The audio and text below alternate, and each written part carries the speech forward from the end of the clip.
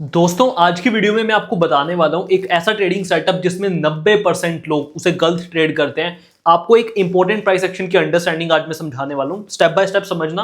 पहले मैं आपको व्हाइट बोर्ड में थ्योरी समझाऊंगा, इसके बाद प्रैक्टिकली ये चीजें आपको चार्ट्स पे कैसे दिखती हैं तो स्क्रीन पे भी समझाऊंगा। बहुत इंफॉर्मेटिव वीडियो होने वाली है, डेफिनेटली आपकी ट्रेडिंग में बहुत वैल्यू ऐड करेगी। तो बिना किसी देरी के शुरू करते हैं।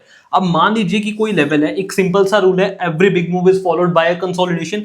एक लेवल टेस्ट होता है एक बार, दो बार, तीन बार, चार बार, अब ये फाइनल इसका ब्रेकआउट दे देता है। अब होता क्या है, प्राइस ऊपर जाता है, यहाँ पे रिट्रेसमेंट करता है और प्राइस इसका भी ब्रेकआउट कर देता है। अब प्राइस यहाँ पे फाइनली जाके एक रिट्रेस करता है, प्राइस ऊपर जाता है और फिर नीचे आ जाता है और इस लेवल को ब्रेक कर देता है। अब आप इस सेटअप को ट्रेड कैसे करोगे? जितने भी ट्रेडर्स हैं, आपकी जितनी नॉलेज है, मुझे इसका आंसर चाहिए। पता है ज्यादातर लोग क्या करते हैं?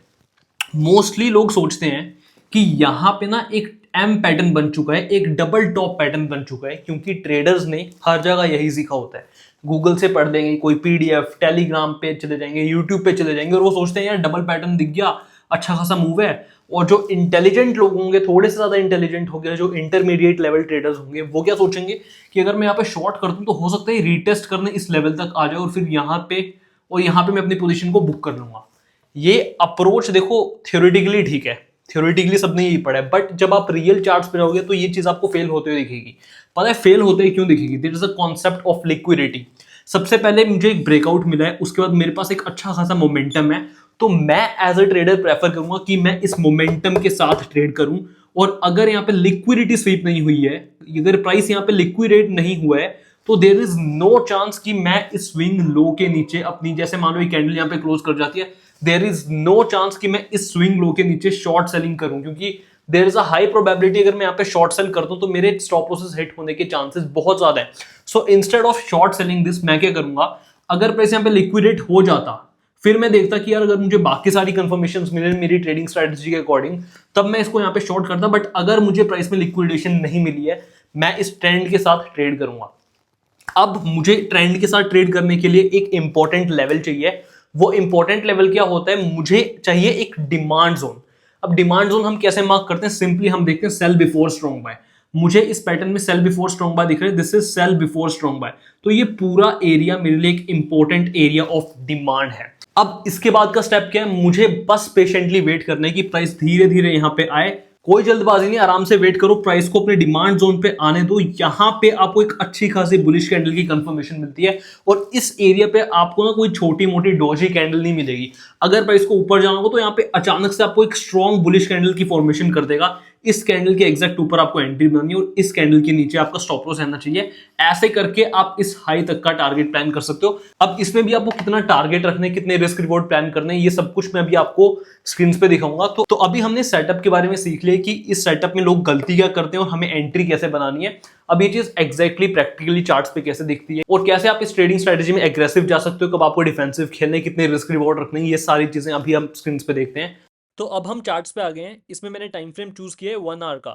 अब यहाँ पे मुझे एक अच्छी खासी कंसोलिडेशन दिख रही है जो काफी बार टेस्ट हो गई है। 1 touch point, 2 touch point, 3 touch point, 4 touch point, 5 touch point, 6 touch point, 7 touch point.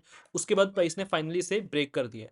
अब आप यहाँ पे देखोगे प्राइस ने एक पुल बैक लिया, इसको भी क्रॉस कर दिया, फिर यहाँ पे छोटा पुल बैक लिया और इसको भी क्रॉस कर दिया। अब आपको यहाँ पे ऑब्जर्व करने वाली क्या चीज है, प्राइस ने फाइनली यहाँ से आपको रिट्रेस करना शुरू करा। अगर आप इस लेवल को ढंग से देखोगे तो प्राइस ने यहाँ पे रिट्रेस करना शुरू किया, प्राइस थोड़ा सा रिट्रेस हुआ फिर ऊपर गया, लेकिन प्राइस ने यहाँ पे लिक्विडिटी ग्रैब नहीं करी, प्राइस लिक्विडेट नहीं हो उससे पहले ही प्राइस ने इस लेवल को तोड़ दिया और इसका जो ये लास्ट स्विंग है इसका भी ब्रेक कर दिया। अच्छी खासी रेड कैंडल भी यहाँ पे बनी है। अब गलती लोग क्या करते हैं ना, जब लोग देखते हैं कि यार एक डबल टॉप पैटर्न बन गया है, एक एम पैटर्न बन गया है, जैसे इसका स्विंग हाई होगा, अच्छी खासी रेड कैंडल भी बन गई है, वो यहाँ पे शॉर्ट करना प्रेफर करेंगे।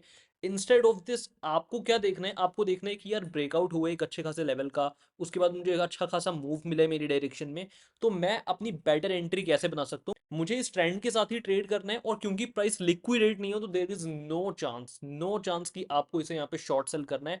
बहुत हाई प्रोबेबिलिटी है कि आपका स्टॉप लॉस हिट हो जाएगा। तो बेटर वे कि आपको एंट्री बनाने के लिए एक डिमांड जोन देखना है। अब डिमांड जोन कैसे बनते हैं? सेल बिफोर स्ट्रॉन्ग बाय, हम सिंपली ये चीज देखते हैं। अब प्राइस यहाँ पे ट्रेड कर रहे हैं, मुझे एंट्री बनाने के लिए एक अच्छे डिमांड जोन चाहिए। डिमांड जोन यहाँ पे, this is sell before strong buy. तो इस लेवल को मैं मार्क कर लूंगा, इस सब कुछ मैं हटा देता हूँ। तो यहाँ पे एग्जैक्टली मेरी इंपॉर्टेंट डिमांड जोन है। प्राइस यहाँ पे आया, प्राइस ने अच्छी खासी रिजेक्शन ली, एक अच्छी खासी बुलिश कैंडल की कंफर्मेशन मुझे यहाँ पे मिली है। अब ये मेरे लिए साइन है कि मुझे यहाँ पे एग्जैक्टली अपनी एंट्री बनानी है। अब एंट्री के लिए अगर मैं आपको इसकी पोजीशंस मार्क करके दिखाऊं तो इस कैंडल के ऊपर मैं एंट्री ले लूंगा, सेम कैंडल के नीचे मेरा स्टॉप लॉस जाएगा, और यहाँ पे मुझे जो मैक्सिमम पॉसिबल टारगेट मिला है वो है 1:3 का risk reward, which is great. अब गाइज आपको कितना रिवॉर्ड प्लान करना है इसके बारे में मैं बात कर लेता हूँ। सबसे पहले आपको क्या देखना है गाइज कि आपका जो ब्रेकआउट वाला लेवल है इसका हाईएस्ट मोस्ट पॉइंट ही है, तो मैं इसको मार्क करूंगा। अब इसमें मैटर दो चीजें करती हैं, आपका जो ब्रेकआउट वाला लेवल है ये, और एंट्री आपकी जिस लेवल पे बन रही है, ये दोनों लेवल, इनके बीच में डिस्टेंस कितना है। अगर इनके बीच में डिस्टेंस बहुत ज़्यादा है, आपको लगता है कि प्राइस बहुत ऊपर जा चुका है ऑलरेडी, इसका मोमेंटम अब वीक पड़ सकता है आगे जाके, तो आपको रिस्क रिवॉर्ड ज़्यादा बड़े प्लान नहीं करने, तो आप 1:2 और 1:3 के रिस्क रिवॉर्ड पे खेल सकते हो। जैसा कि इस ट्रेड में मुझे लग रहा है कि यहाँ पे ब्रेकआउट लेवल था, प्राइस बहुत ऊपर चला गया, पुल बैक 2 बार दे दिए प्राइस ने, फिर प्राइस यहाँ पे रिट्रेस करे और आपको एंट्री मिली है। तो आप ये एक्सपेक्ट नहीं कर सकते कि प्राइस बहुत देर तक ऊपर मूव सस्टेन करेगा, तो इसमें आप 1:2 या 1:3 के रिस्क रिवॉर्ड प्लान कर सकते हो। दूसरी चीज़, इस एग्जाम्पल के बारे में बात नहीं करते हैं, बट अगर एंट्री आपको यहीं कहीं पास में मिल जाती है इस प्राइस के, तब ये एक्सपेक्टेशंस आप रख सकते हो कि प्राइस में अभी भी थोड़ा मोमेंटम बाकी है कि प्राइस और ऊपर जा सकता है, तो आप वहीं पे 1:3 या 1:4 के रिस्क रिवॉर्ड प्लान कर सकते हो। बट अगेन अगर आप एक बिगिनर हो तो आपको 1:3 के रिस्क रिवॉर्ड प्लान करने चाहिए। और अगर इसमें एक और चीज़ मैटर करती है, वो भी मैं आपको बता दूं, अभी आपका स्टॉप लॉस कितना बड़ा है वो मैटर करता है। अब जैसे अगर मैं इसकी स्टॉप लॉस को मेजर करूं तो इसका स्टॉप लॉस ही 0.63% का है, जो कि काफी बड़ा स्टॉप लॉस है। अगर आपके स्टॉप लॉसेस बड़े हैं तो आपको टारगेट बड़े प्लान नहीं करने हैं। क्योंकि अगर आप खुद सोचो, आप इतने बड़े स्टॉप लॉस में 1:5 का रिस्क रिवॉर्ड प्लान करोगे तो आपको ऑलमोस्ट 3% का मूव अपनी डायरेक्शन में चाहिए, जो कि आना बहुत मुश्किल है।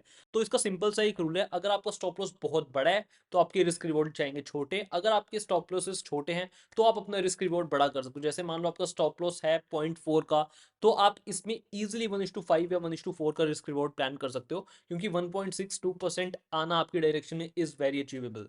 तो गाइस उम्मीद करता हूँ इस वीडियो से मैंने आपको कोई नई चीज़ सिखाने की कोशिश करी है, वो आपने समझी हो। और इंपॉर्टेंट चीज़ है कि आप प्राइस को समझो, आपके सामने कोई चार्ट है, आपको पता होना चाहिए कि चार्ट में चल क्या रहा है, कहाँ पे प्राइस का मोमेंटम टूट रहा है, कहाँ पे प्राइस में आपको बेटर एंट्रीज बनाने को मिल सकती है, कहाँ पे आपको अपनी एंट्रीज अवॉइड करनी है, जिससे ट्रेडिंग में आप अपना एक लॉन्ग टर्म सस्टेनेबल करियर बना सको। और अगर आपको ये वीडियो यूजफुल लगी, आप मेरी बाकी की वीडियोस भी जाके चेकआउट कर सकते हो। मैं अपने यूट्यूब वीडियो पे बहुत इन्फॉर्मेटिव कंटेंट डालता हूँ, प्योरली ट्रेडिंग कंटेंट होता है। और मैं मिलता हूँ आपसे ऐसे किसी नेक्स्ट वीडियो में। Thank you so much for watching my video.